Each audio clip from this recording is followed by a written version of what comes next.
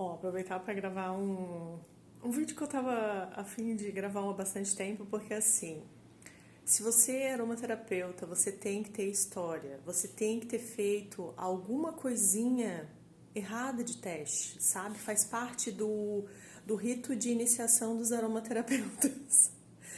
Então, assim, tem algumas histórias para contar que não envolvem ingestão de óleo essencial, por quê? Porque eu já aprendi com a minha amiga Karen, beijo, né, que ela resolveu colocar óleo essencial na pizza dela. Eu não vi necessidade de eu passar por essa humilhação. Então, meus causos são outros. Então, vamos lá. Caso número 1, na época que eu fazia atendimento em domicílio. Então, para quem nunca atendeu em domicílio e não sabe, quando tu vai atender em domicílio verão, os óleos essenciais, eles ficam... a viscosidade deles muda por causa dessa oscilação de temperatura, e aí tu faz atendimento domiciliar, dificilmente tu vai ficar carregando aí uma bolsa de gelo com a caixa de óleo essencial, né, gente? Tipo, limites.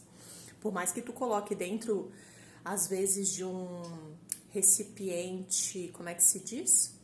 Aqueles que parecem uma bolsinha térmica, só que menor, que era exatamente esse o meu caso, mesmo assim, ele realmente altera a viscosidade dele, tá? E aí, naquele dia específico, meu interagente no teste olfativo gostou do óleo essencial de gengibre e precisava, né, pelas características que ele estava apresentando, e aí eu fui colocar. No que fui pingar na cubeta, obviamente não derrubou o número de gotas que eu queria, então eu tive que colocar mais creme para deixar a diluição correta.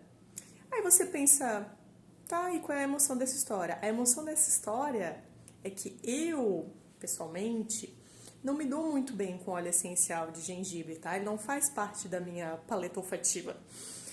E aí eu comecei a ficar muito nauseada, gente, assim, mas assim, era uma náusea e uma ânsia que, assim, eu não cheguei realmente a vomitar, mas foi, olha, um episódio muito forte, tá? Por isso que eu sempre friso com vocês esses cuidados que a gente tem que ter sobre superdosagem e sobre fazer teste olfativo da gente como terapeuta por causa dessa história específica, tá? Agora o caso número 2, que eu acho que esse tem mais chance talvez de vocês já terem passado.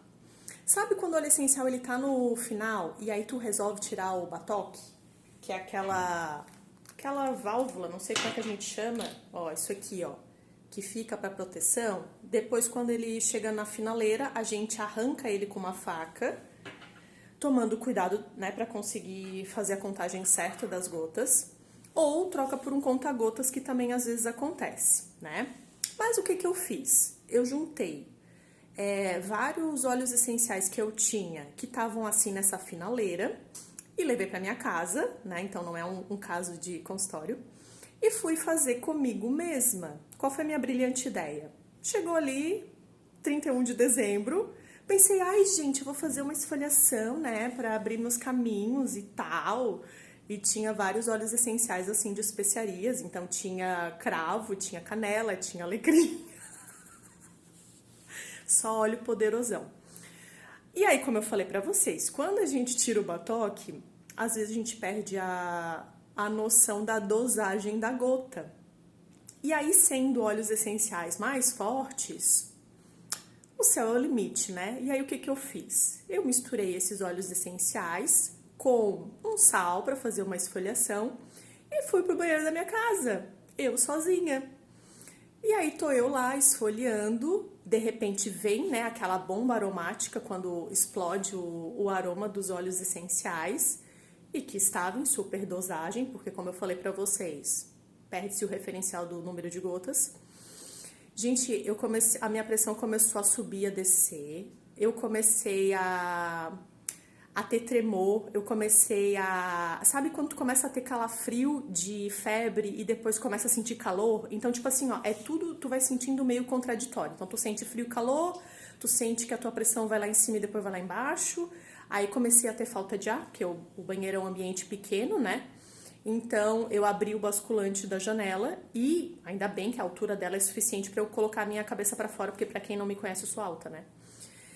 E aí eu dei uma lufada de ar assim, depois voltei para dentro do banheiro rápido para conseguir abrir a porta do banheiro, tá? Então assim, Foi uma grande aventura. Poderiam ter me encontrado estatelada entre Réveillon e o primeiro do ano, se eu não tivesse conseguido respirar um pouco para poder, como é que se diz? Reverter a própria grande aventura que eu resolvi me meter, tá? Então, como eu falei, se você é um aromaterapeuta e você não fez ainda nenhuma peripécia, será que você é um aromaterapeuta mesmo? Porque a gente tem que ter história para contar. Mas, veja bem, olha como é importante.